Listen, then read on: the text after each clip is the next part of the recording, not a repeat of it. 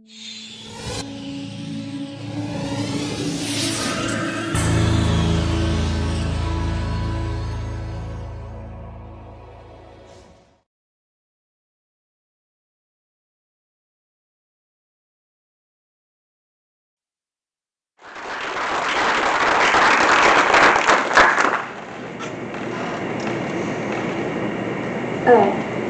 so you walk in the hallways to get to your next class, and you come across the underclassmen students.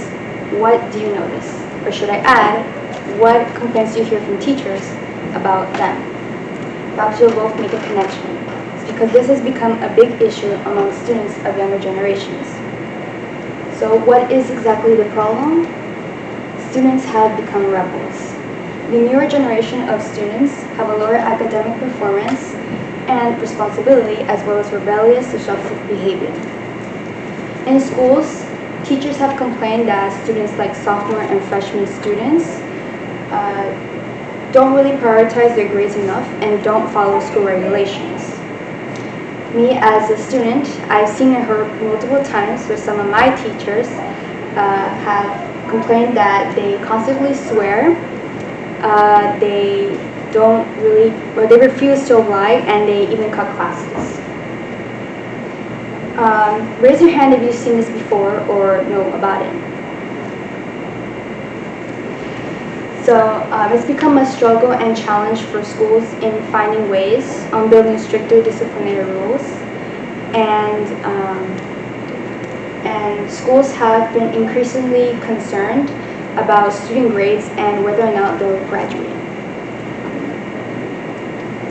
So here we have Catherine Gerwitz, a writer for Education Week, and on the assessment of education, she said 4 in 10 educators feel less safe in their schools now than they did 5 years ago.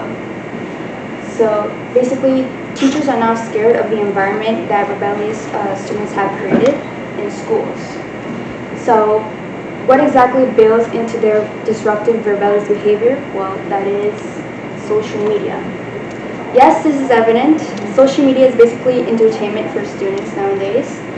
And you can find tons and tons of videos posted every second from different creators with different content. And for example, TikTok is the biggest social media platform as of today. And teens are influenced daily by influential creators and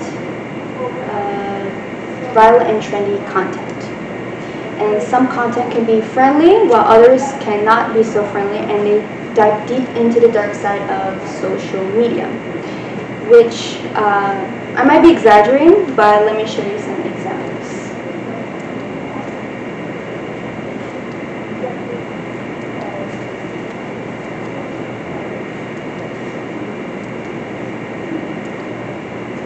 So essentially here we have school fights, school threats, bullying, and assaults, and all of these are exposed to teens. And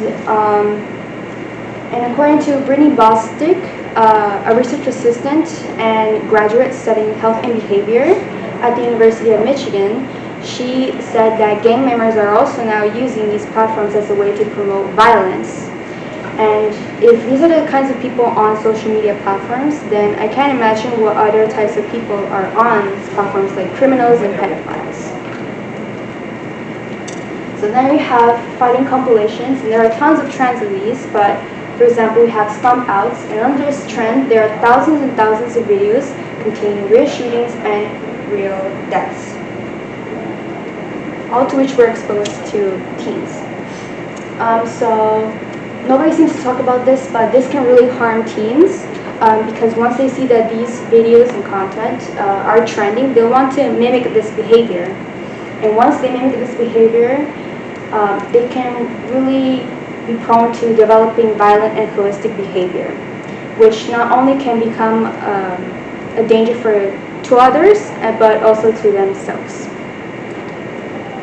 So bullying. Bullying is also a big topic discussed among young teens, and there are a lot of bullying videos surfacing online, and yeah, For example, we have a tragic case that's a 14-year-old Adriana Cooch who unfortunately took her own life as a result of bullying, and those videos popped up on social media platforms where a lot of people liked and they even commented horrible stuff like saying that she deserved it. So why are they exactly trying to copy this kind of attitude? Well, because they're trying to fit in. Now, this may sound cliche, but they're trying to be someone who they're not. And they're building up this persona based on what they see online and what's popular. More like wannabes that really can't separate themselves from social media to real life. And yeah, once this becomes a really big trend, then everybody in school will want to follow up with this trend. And they're using this so they wouldn't really be like outsiders. And it's especially, they do this so that they can build more friendships, even in high school. So then we have decrease in health. And someone who spends an unhealthy amount of time on bad media and an unhealthy environment is more likely to develop antisocial behavior, anxiety, and depression, along with sleep deprivation, because students then get frustrated and angry and to society, but not just to society, but also to themselves as well, which can really lead to consequences. Along with this goes isolation, because they place themselves between a barrier between themselves and society, and this also leads up to rebellious behavior. So then we talk about childhood and parents. Now, we may think that social media is at fault here, but in reality, it's also parents, because at a young age, children are given tech devices as a way to entertain themselves. But do they actually know that it does more harm than good? And do they actually investigate what's going on through the tech devices, like software apps where it may show adultery and they don't even know it? Their access to this dangerous environment where they're not supposed to. And children don't really watch any more children TV shows. They're slowly disappearing and they don't even play with toys anymore. All they want are tech devices. And have you seen the iPad kids? They're pretty chaotic, so yeah. What would happen if this continues? Well, the thing is that in the future, poverty, mental health issues, and little communication will increase. And this is bad, because as good kids, we strive to get good grades, graduate, and hopefully get into a dream college. But now, this is what parents want to hear, but they don't want to hear that, oh, apparently your teen has been caught smoking in class or cutting class or even failing English class. They don't want to hear that. And even organizations that help fund students are seeing a wave of help needed from many students that apparently they didn't really get from years before.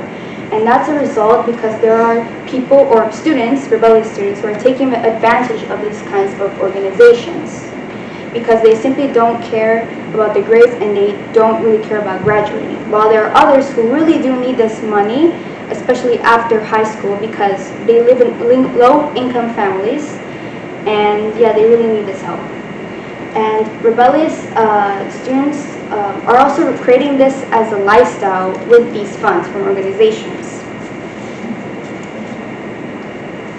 So what can we do? Well, I mainly wanted to focus on this topic so I can address how crucial this is, because it is crucial to focus on a topic of high school mentality, professionalism, education, and identity.